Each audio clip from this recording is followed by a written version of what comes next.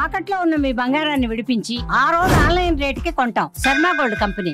నమస్కారం, welcome to Suman TV. నేను గీతాంజలి. ప్రస్తుతం మనతో పాటు ప్రముఖ జ్యోతిష్య వాస్తు ముహూర్త పండితులు బ్రహ్మశ్రీ సిస్లా సిద్ధాంతి గారు మనతో పాటు ఉన్నారండి. వారితో మాట్లాడదాం. గురుగారు నమస్కారం అండి. నమస్తే అమ్మా.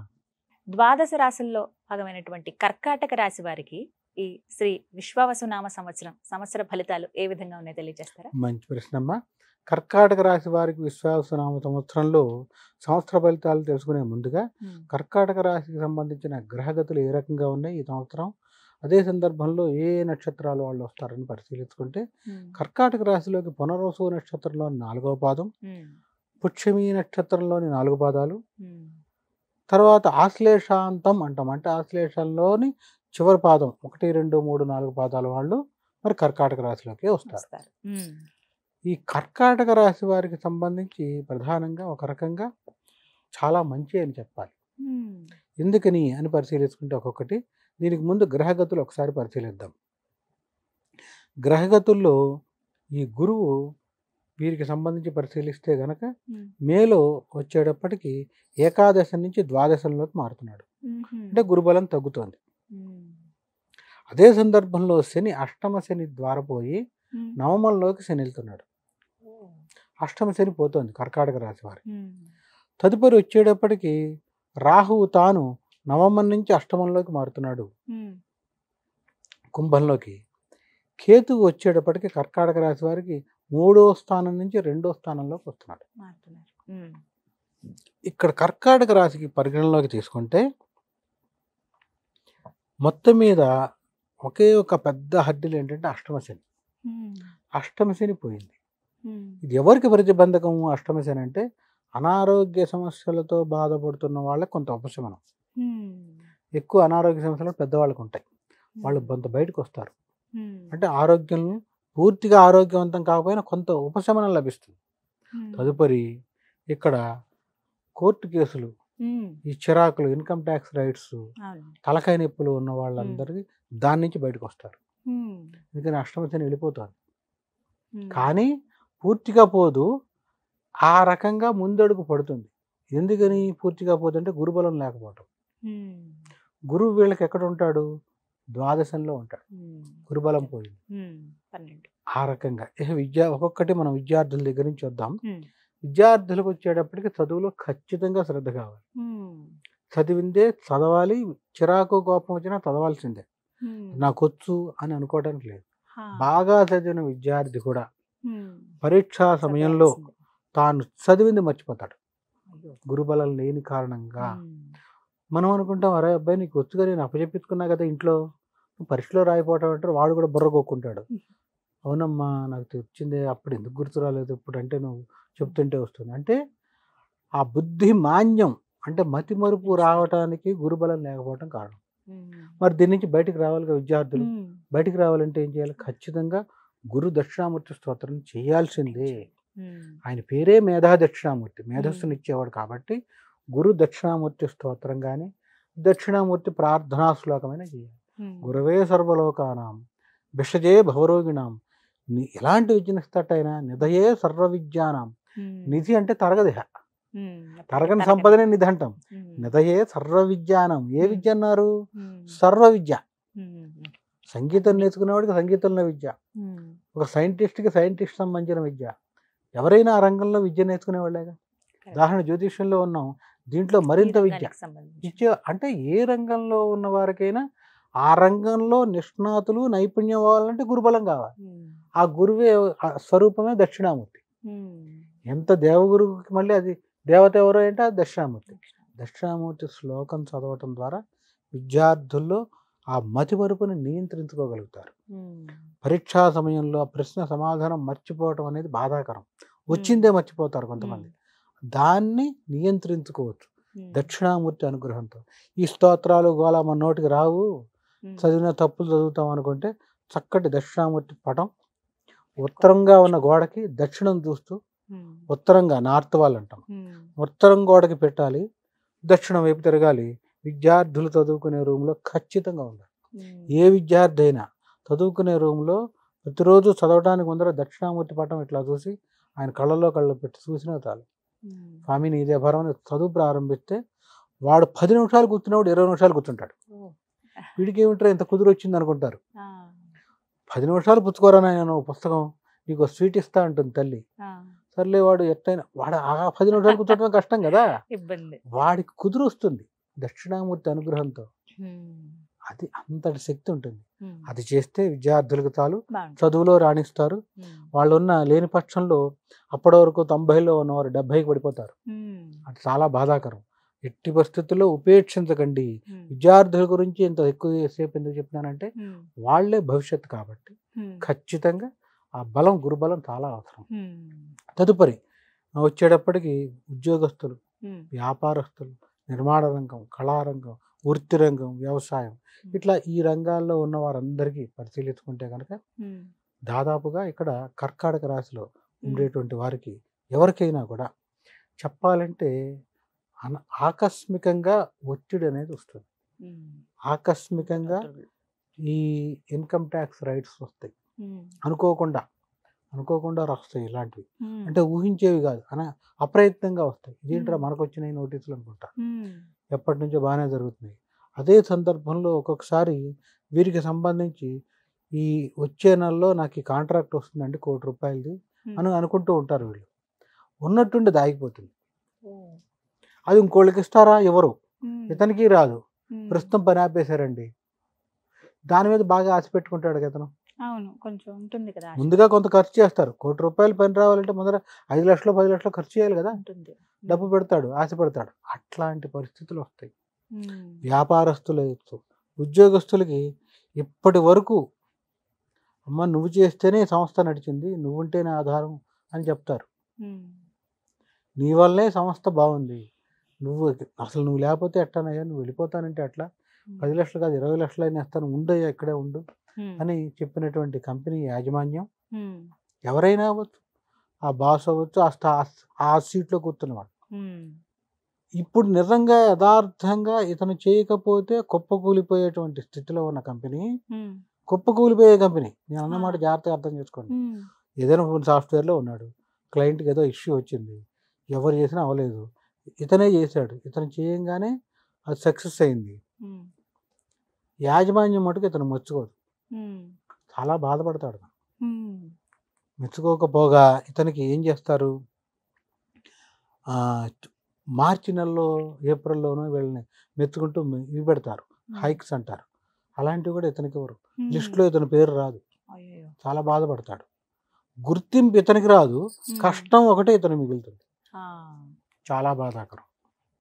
ఇది చాలా అంటే చాలా బాధాకరం. ప్రధానంగా కర్కాటక రాశి వాళ్ళే ఈ ఇబ్బందిని ఖచ్చితంగా వాళ్ళు ఫేస్ చేస్తారు. గుర్తింపు రాదు, కష్టం ఉంటుంది. ఇతను చేస్తేనే జరుగుతుందని అందరికీ తెలుసు, కానీ ఇతన్ని ఎవరు మెచ్చుకోరు. అది ఎంత మానసిక క్షోభమా కదా. అందుకని కర్కాటక రాశిలో ఉండేటువంటి ఎవరైనా వ్యాపారస్తులు అవ్వచ్చు, ఎవరైనా అవ్వచ్చు, ప్రధానంగా వ్యాపారస్తులు అయితే కాస్త డబ్బులు ఉంటాయి, పెట్టుకోగలరు. ఉద్యోగస్తులు కూడా డబ్బులు ఉన్నవాళ్ళంటే గురువుకు ప్రీతిగా చేస్తాం.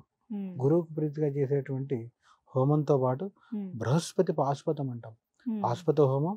తదుపరి వచ్చేటప్పటికి మేధా దక్షిణామూర్తి హోమం. ఇవి చేసి దానం ఇస్తే దానం కూడా విశేషంగా ఇవ్వాలి. ఇచ్చినప్పుడు ఆ ఒత్తిడిని తట్టుకుంటారు, ఖచ్చితంగా గోల్ కొట్టేస్తారు, దోషం మొత్తం పోతుంది. అందుకని ఆ సంకల్పంలోనే చెప్తాం, ద్వాదశ స్థాన స్థిత దోష నివృత్త్యర్థం దేవగురు బృహస్పతి గ్రహ జన్మరాశి నుంచి జన్మరాశివశాత్ ద్వాదశ స్థాన స్థిత మిథున రాశి స్థిత దోష నివృత్త్యర్థం అని చెప్పి సంకల్పం. ఆ రకంగా చేయటం ద్వారా దోషం పోతుంది. ఇది చేయలేము, అశక్తులు, ఇప్పటికే అప్పుల భారంలో ఉన్నారు అనుకున్న వాళ్ళు ఏం చేయాలి అంటే కేవలం దక్షిణామూర్తి స్తోత్రం చేసుకోవాలి. చేస్తూ సంవత్సరం మొత్తం గురువారం నియమం ఉంటే దాదాపుగా డైల్యూట్ అవుతుంది. దీనికి తోడు అవకాశం ఉన్నవాళ్ళు పసుపు రంగు గురువారం వస్త్రం వేసుకున్నా, లేదా అది వేసుకోవడం కుదరదు ఇంట్లోనే టీషర్ట్ వేసుకున్నా, ఆడవాళ్ళైనా వేసుకోవచ్చు కదా పసుపు, మగవాళ్ళైనా టీషర్ట్ లాంటివి వేసుకుని వాళ్ళ పనుల్లో బయటకు వెళ్తే ఎక్సలెంట్గా ఉంటుంది, గురుబలం ఉంటుంది. ఇది కాదు డ్రెస్ కోడ్ ఉంది, మా ఆఫీస్కి వైట్ బ్లాక్ వేసుకెళ్ళాలి అని కొంతమంది ఉంటుంది. అధమపక్షం నాఫ్కిన్ అయినా జేబులో ఎల్లో కలర్ది పెట్టుకున్నా కాదు.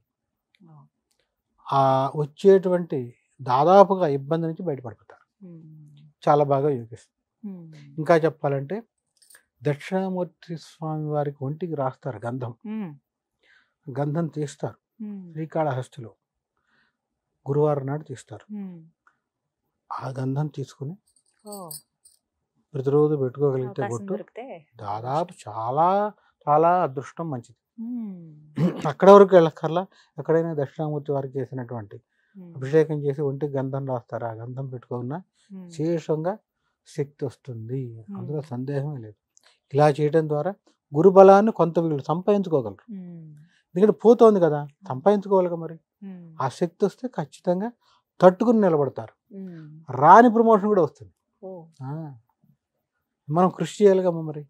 బాగున్నప్పుడు పర్వాలా, నీటి ప్రవాహం సాఫ్గా ఉంటే వెళ్ళిపోతాం. ఎదురెళ్లాల్సి వస్తే కొంత కష్టపడాలి కదా, అదే స్థితి. ఇక రాజకీయ రంగం, కర్కాటక రాశిలో ఉండేటువంటి రాజకీయ రంగంలో ఉండేటువంటి వాళ్ళకి గుర్తింపు పోతుంది. మీరున్నారని తెలుసు కానీ మిమ్మల్ని పెద్దగా పరిగణలోకి తీసుకోరు. అప్పటి వరకు ఉన్నటువంటి పేరు కొంచెం కొంచెంగా పోతుంది. అంటే ప్రభ అంటాం కదా, వెలుగు ఇలా ఇలా ఇలా ఇలా గ్రహణం పట్టినట్టు మసగబారిపోతుంది. ప్రభ మసగబారిపోవడం ద్వారా దాదాపు నిదానంగా రాజకీయ రంగంలో ఉండేటువంటి పరోక్షంగా తిడుతున్న వాళ్ళు ప్రత్యక్షంగా తిడుతుంటాం మొదలుపెట్టేస్తారు. నీతో తిరుగుతున్న వాళ్ళే నిన్ను తిడతారు, లైమ్ లైట్లోకి వచ్చి తిడతారు. ఇది బాధాకరం. అదేంటారు, నిన్నటి వరకు మనతో ఉన్నాడు, మన తిట్ట మొదలెట్టాడని వీడు జీర్ణించుకోలేడు. ఆ క్షోభ ఎక్కువ ఉంటుంది చాలా. అది రాజకీయ రంగంలో ఉండేటువంటి వారికి చాలా బాధాకరం. వాళ్ళకైనా తప్పదు ఇది రాజకీయ. ఇప్పుడు ఇందాక ఒక మాట అనుకున్నాం, 100 కోట్లు ఉన్నటువంటి వ్యాపారస్తుడికి 200 కోట్లు అప్పు ఉంటుంది. ఎందుకు తెచ్చుకుంటాడు? అతను ఈ 100 చూసి 200 ఇస్తారు, ఇది వ్యాపారం విస్తరిస్తాడని కదా. అతను కూడా ఏం చూపిస్తాడు, నేను 100 కోట్లు పెట్టి వ్యాపారం చేస్తూ 200 కోట్లు తీసుకురావడం ద్వారా ఇంకొక 50 మందికో 100 మందికో ఉపాధి ఇస్తాడు, అందుకని ఖచ్చితంగా ఇస్తారు. అట్లాగే ఎంత చెట్టుకి అంత గాలి సొంతంగా ఈ కర్కాటక రాశిలో ఉండే రాజకీయ రంగంలో వాళ్ళకి నిందనలు తూర్పారణ పట్టాలు ఎక్కువైపోతాయి. దీన్ని నియంత్రించాలి అంటే ఖచ్చితంగా వాళ్ళు ఏ స్థాయిలో ఉన్నారో, మండలాధికార, గ్రామాధికార, నియోజకవర్గ అధికార, ఆ స్థాయిని బట్టే సంస్కారం చేయాలి, రాజీ పడకూడదు. చేస్తే ఖచ్చితంగా బయటకు వస్తారు. ఖచ్చితంగా గురువుకు ప్రీతిగా చేసి విశేషంగా చేస్తూనే దానాలు కూడా ఇచ్చినప్పుడే ఫలితం సంపూర్ణంగా కలవు. అప్పుడు వాళ్ళున్న మెట్టు నుంచి పైకి వెళ్ళరు, అప్పుడు కూడా పడకుండా ఆపుతారు. ఎందుకని? కాలం అనుకూలంగా లేదుగా. కాలం అనుకూలించినప్పుడు పైకి వెళ్ళలేరు, పడకుండా ఆపచ్చు.